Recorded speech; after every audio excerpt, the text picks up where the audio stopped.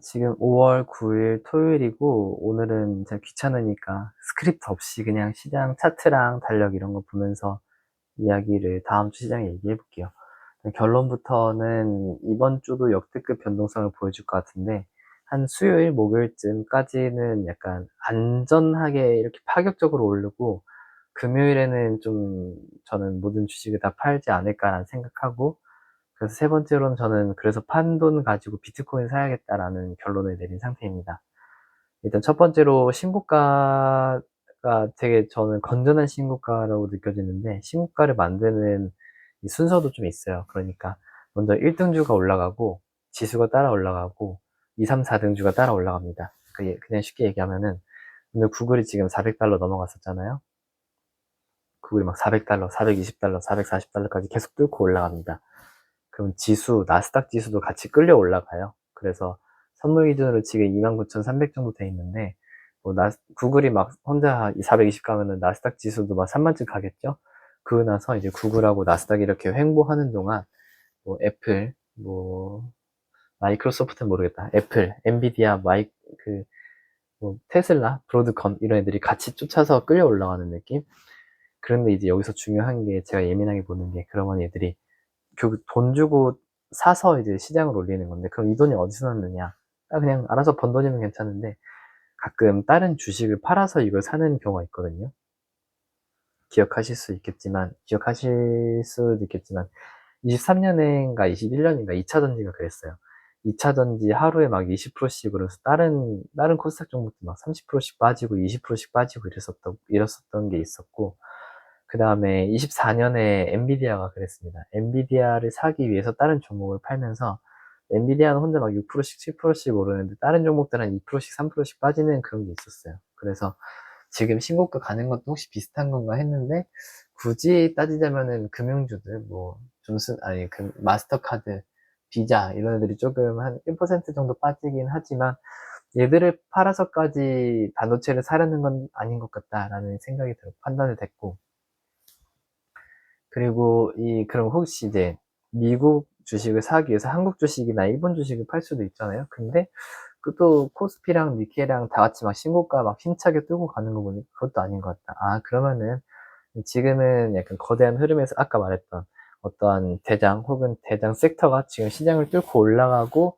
나머지들이 쫓아 올라가려고 하는 그림인 건가는 고민을 해야겠지만, 어쨌든 결론은 굳이 막 쇼치고 막 팔고 막 할 필요는 없는 것 같다. 이게 첫 번째 결론이고, 두 번째로는 파생시장에서 약간 좀 느낌이 좀 찝찝한 걸 받았었는데, 일단 현물 시장은 100% 제로섬이 아니라 오히려 제로섬이 아니라서 신규 상장 IPO도 하고 상장 폐지도 하고 배당 유상증자 이런 것도 하다 보니까, 누군가가 돈을 벌었다는 게 반드시 다른 누군가가 돈을 잃었다라는 뜻이 아니거든요. 근데 파생시장은 100%입니다. 100% 제로섬이라서 누군가가 100만 원을 벌었으면 누군가는 100만 원 손실을 받고, 누군가가 상승하면 100만 원을 번다는 이런 상품이나 딜이 있을 때, 누군가는 하락하면 100만 원 번다가 아니라, 누군가가 상승했을 때 100만 원을 벌면 누군가는 상승했을 때 100만 원 손실을 본다. 이게 파생시장, 옵션시장, 선물시장의 이런 원리인데, 아마 나스닥 갤러리였던 것 같아요. 블룸버그 갤러리인가 나스닥 갤러리인가 봤는데, 개인들이 옵션을 2.4조 달러어치를 샀다라는 이런 게 있었거든요.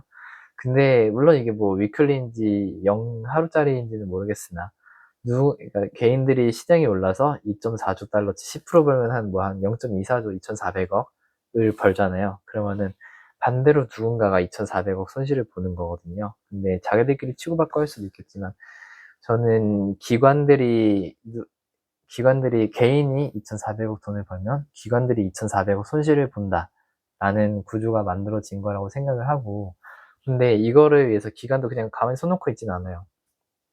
주가가 올라서 2,400억을 손실을 봤으면 이거를 방어해야겠죠? 방어하는 방법은 주식을 사면 됩니다.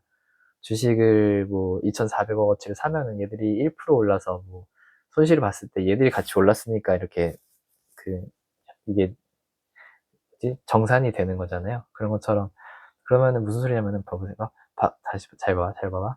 개인이 2.4조 달러치의 옵션을 샀고, 뭐 상승하면 수익이 발생하고, 그럼 기관은 2.4조 달러어치 옵션을 팔았고, 상승하면은 손실이 발생하니까 어쩌면 그 사이즈에 맞춰서 2.4조 달러어치의 주식을 샀다. 즉, 이게 좀 내용이 어려운데, 개인이 상승한다에 베팅했고, 기관은 방어를 위해서 더 많은 주식을 엄청나게 샀다. 그러니까 이 지금 최근의 상승이 기관이 그냥 그 파생시장, 뭐 실적, 뭐 목표 주가, 산업 이게 아니라 파생시장에서 살아남으려고 사서 올린 것 같다라는 느낌이 들어서 좀 찝찝한 생각을 하고 있었는데, 그 다음 포인트가 또 뭐냐면은 우리나라, 그러니까 이제 6월이었으면 좀 거칠게 숏을 한번 트라이 해봤을 것 같아요. 근데 우리나라는 옵션 만기가 두 번째 목요일이고 미국 시장은 세 번째 금요일이거든요. 달력을 보면은 이번 주 목요일 5월 14일은 5월의 두 번째 목요일이고요. 5월 15일 금요일은 하루 뒤 금요일은 미국의, 그러니까 전세 세 번째 금요일입니다.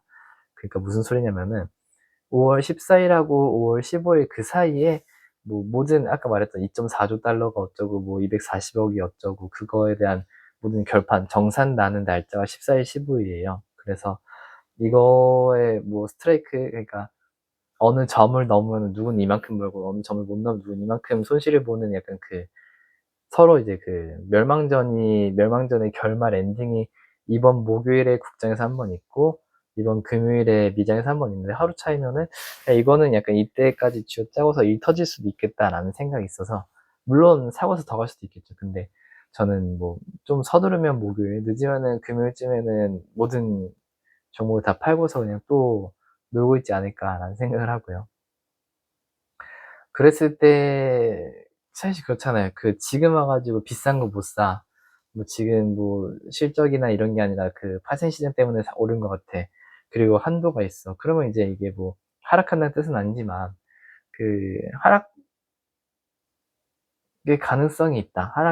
좀 위험하다라고 하면은 그 팔고서 현금으로 들고 있을 수는 없잖아요. 갑자기 뭐 어디서 뭐가 쏠지 모르는데.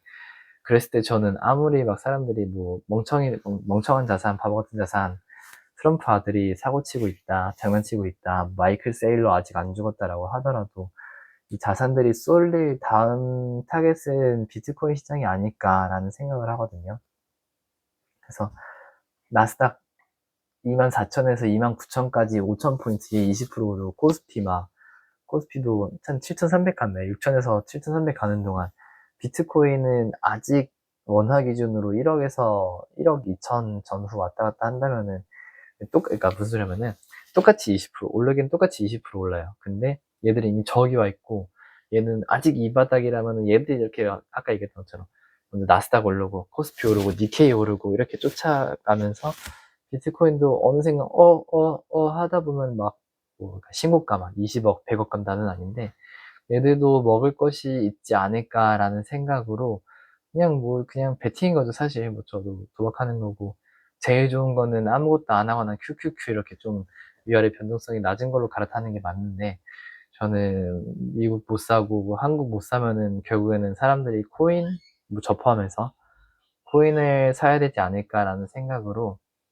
네, 그렇게 결론이 내려져서 뭐 다음 주 했는데 막 한 수요일쯤 됐는데 굳이 막 한 0.5% 오르면서 그냥 무난한 별일 없었던 만기날이었다 뭐 이렇게 되면 저도 그냥 굳이 막 팔지 않고 미국이나 나스닥이나 뭐 다 들고 있겠지만, 만약에 막 20%씩 30%씩 막 5%씩 올랐다 그러면은 저는 팔고서 바로 그냥 저기 코인 시장으로 넘어가지 않을까라는 생각을 하고 있습니다.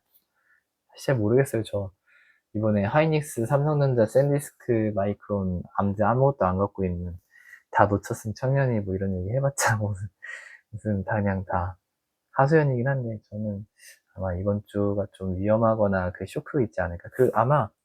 아마가 아니지.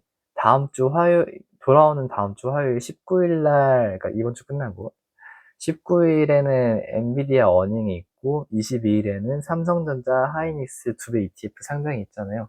그것도 그렇고 뭐 8월 임기 만료 5월 15일도 그냥 모든 게 좀 찝찝해가지고 이제는 더 이상 살 수 있는 게 없는 것 같습니다. 제 눈에는.